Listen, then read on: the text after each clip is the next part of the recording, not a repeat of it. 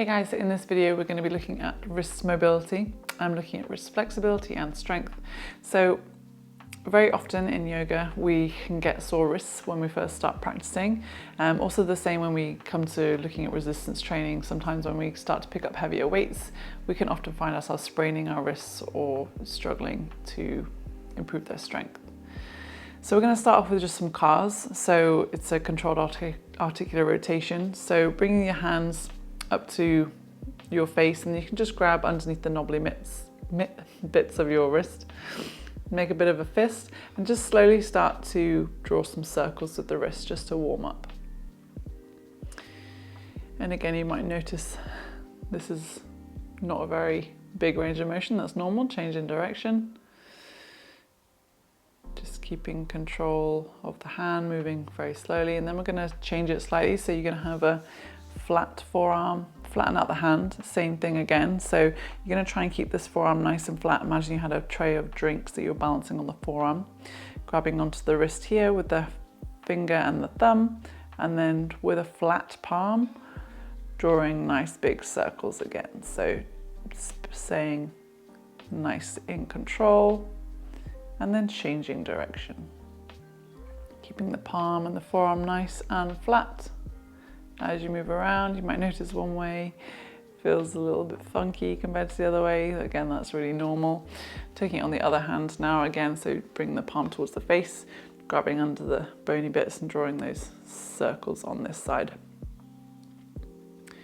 Taking it in the opposite direction. And again, these are really good for you can do at the desk. You don't have to kind of come down and sit on the mat to do these. If you work from home, just do them in your own time. And again, flattening out that forearm, flexing the hand, grabbing onto the wrist, trying to keep the forearm nice and flat, keeping the palm really flat too, extending through the fingers, stretching all the way through, cheating a little bit, and then take it in the opposite direction. Feeling a little bit funky one way compared to the other. Again, that's completely normal. So we can just draw some nice circles with the wrist, warming them up, getting some nice synovial fluid. Bring the hands together, just making some nice shapes, just warming up the wrists before we take any weight into them. Next, we're going to move into our tabletop position. So we're going to start putting some weight into our hands. So spread all 10 fingers into the mat, placing the palms down. Try to feel each of the knuckles spread into the ground. Push the ground away with the shoulders a little bit so you stay nice and active, so you're not slumping into the shoulders. And then we're going to draw some circles around the wrist. So draw the shoulders all the way over the fingertips if you can. If this feels odd and in a kind of a bit of a weird way, that's completely normal. You'll slowly get used to it. So look at how much flexion my hands are kind of going into. And again, it's really important that we work into this flexion if you are working towards like arm balances or handstands, change in direction. Pressing weight into all 10 of our fingers. And again, when we come into like crow or crane, we often end up with a very acute angle of our wrists. So that's why it's important before we start to do anything like that, our wrists are prepared, they're warmed up, and they're also used to going into these kind of positions. From here, we're going to bring the palms together, bring the forearms together, again extending through the fingertips, placing all of them into the ground, and then rock from side to side. So this warms up a little bit more into the shoulders as well.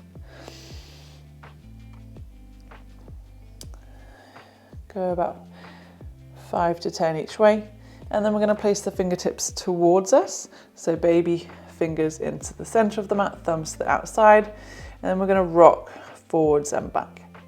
And notice the range of motion is much smaller. Again, that's completely normal. Maybe one wrist feels slightly tighter than the other.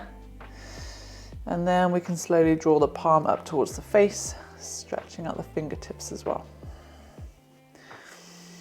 Again, you can go between 5 and 10 reps of these for a couple of sets if you've got the time.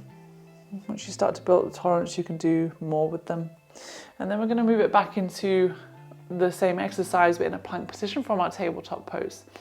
So When we were in tabletop before, that might have been enough for you to draw the circles around the hands. However, if it felt okay, you're going to place the hands underneath the shoulders, tuck the toes under, lift up.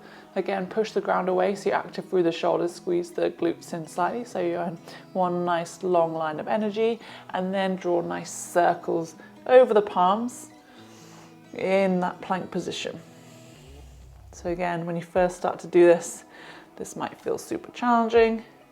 And then in time, you'll slowly build up a tolerance for it, taking the circles in the opposite direction, moving slowly, trying to distribute the weight into the fingertips. And of course, if it gets too much, you can always drop onto your knees and finish your reps on your knees. Oh. And those are my top exercises for improving your wrist mobility and strength. Give those a go. Let me know how you get on.